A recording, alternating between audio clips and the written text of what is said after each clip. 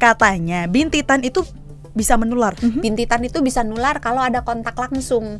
Jadi misalnya megang, Jadi habis megang sini terus megang kita ya, gitu. atau lewat benda, misalnya kita berbagi pakai dengan pasien yang ada bintitannya, misalnya berbagi pakai handuk atau sarung bantal atau kosmetik yang dioles ke mata. Itu bisa nular. Tapi kalau lihat-lihatan itu mitos.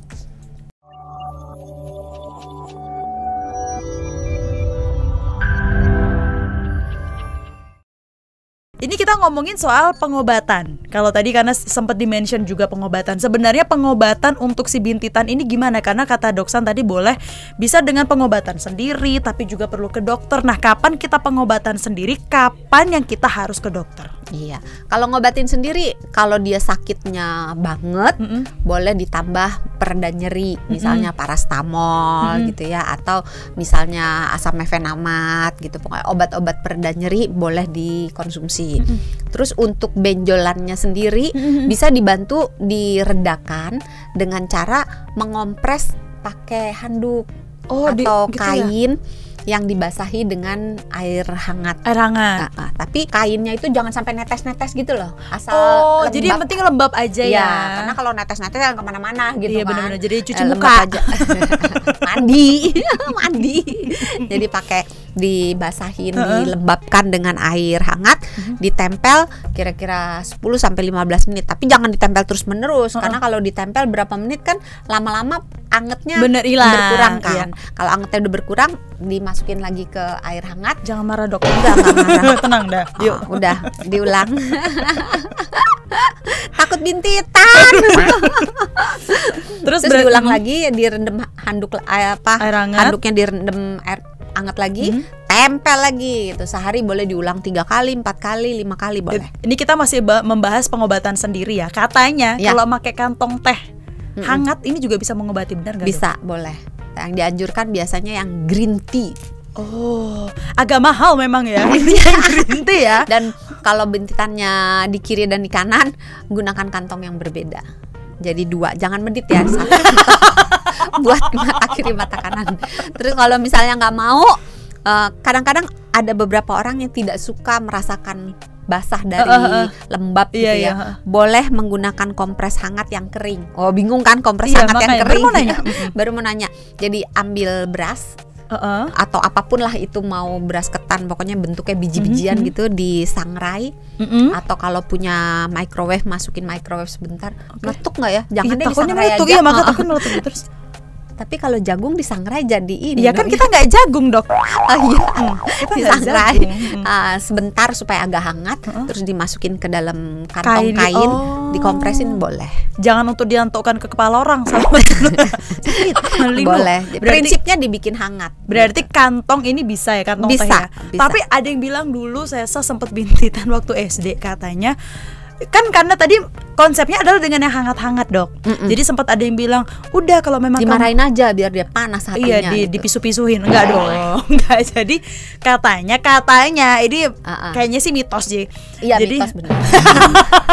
Lah kan kalau udah katanya itu kan mitos. Benar. Jadi nggak usah ditanya lagi, udah kan namanya juga katanya. Jadi katanya ini ngambil mitos. Nasi segenggam terus diginiin dok. Sebenarnya boleh. Enggak, sebenarnya boleh. Karena prinsipnya kan memberikan panas. Melepuh gak sih dok? Ya jangan nasi panas. Maaf. Tuh kan. Nasi hangat. Dikoreksi nasi ya. Kalau nasi panas bikin nasi goreng. Nasi hangat. Nasi panas jadi masak nasi goreng di sini. Iya, tinggal tambah kecap. Aduh, bumbu masak di sini. Telur. Iya. Dari sini terus ke sini. Berarti anget ya? Iya, anget. Panas. Berarti bisa? Bisa. Berarti bukan mitos sahabat Sonora.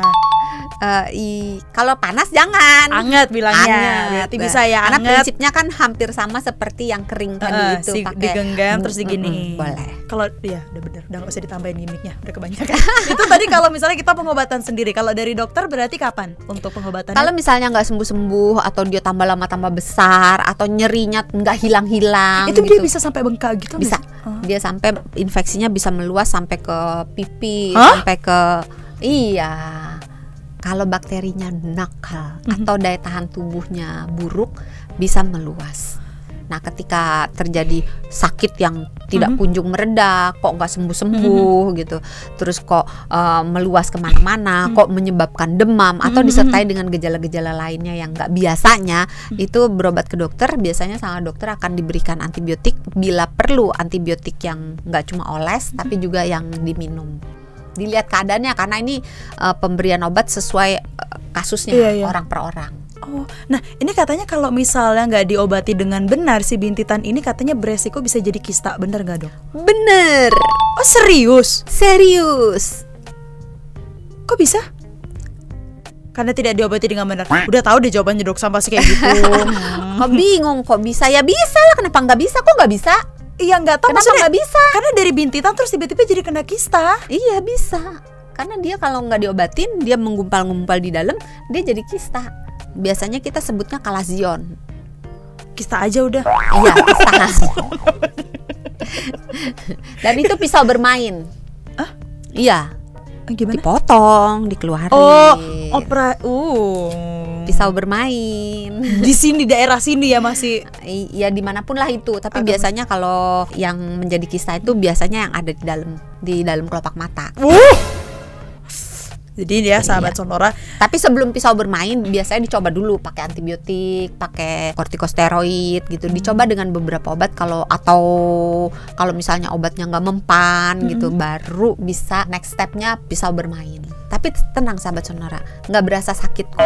Iya kan, tetap namanya kan dikasih. Iya anestesi sih bener, cuman kan tetap ke belakang kalau. Ya sakit dikit lah. Enggak, masalahnya waktu pisau bermainnya nggak kenapa-napa. After effect-nya sahabat Sonora kayak nyut.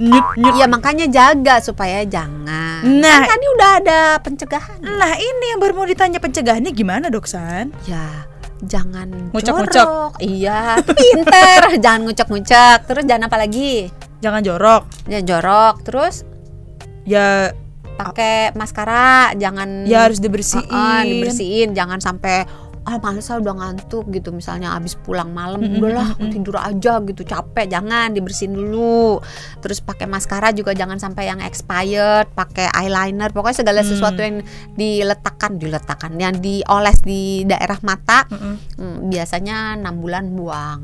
Punya Sesa berapa lama ya? Kayaknya dari tahun itu ya, waktu 1973 nggak sih itu kayak? Bukannya dari sejak bukan hanya pandemi, itu udah kering kerontang gitu. Berarti pakai arang mungkin ya? Biar agak smoky. Kalau pakai arang sih nggak apa-apa, nggak ada expirednya kalau arang. Tapi itu tadi ada cara mencegahnya dulu lagi dok. Iya, terus jaga kesehatan. Karena kalau kesehatan kita baik, penyakit juga susah melekat. Tuh si bintitan akan cuci tangan kalau mau naruh sesuatu ke daerah mata. Oh iya, ini terlebih untuk yang pakai softline juga ya dok ya. Iya. Harus rajin-rajin cuci tangan, nyanyi selamat ulang. Tapi terlalu sering cuci tangan juga nggak bagus. Kenapa hilang nanti tangannya? Tambah kecil gitu. Sabun batang dong, tambah lama tambah kecil. Udah kepanjangan kita. Berarti aman untuk cara mencegahnya dok ya. Itu tadi ada beberapa cara mencegah sahabat Sonora. Kalau Anda punya kenalan Anda, saudara-saudara Anda mungkin yang lagi kena bintitan, wah kayaknya cocok banget nih untuk dibagiin yang namanya Kamu Sehat episode bintitan kali ini. Langsung aja di share, boleh di like. Dan kalau Anda punya pertanyaan atau punya rekomendasi topik apa sih yang mau kita bawain di Kamu Sehat, boleh banget langsung tulis di kolom komentar di bawah ini. Jangan lupa di subscribe juga supaya gak ketinggalan informasi seputar Kamu Sehat lainnya. Dan sebelum kita closing, dikirim juga videonya buat temennya yang ngintip. Oh iya, yang punya hobi ngintip, yang suka hobi ngintip. Ingat supaya tetap ngintip. Jangan dong, nggak jadi ngintip. Jangan dong. Salah pesannya. Pesannya salah sahabat Sonora. Tagline silakan untuk sahabat Sonora. Sehat itu mudah, sehat itu murah. Sehat itu mudah, sehat itu murah. Kita ketemu lagi di episode lainnya. Bye.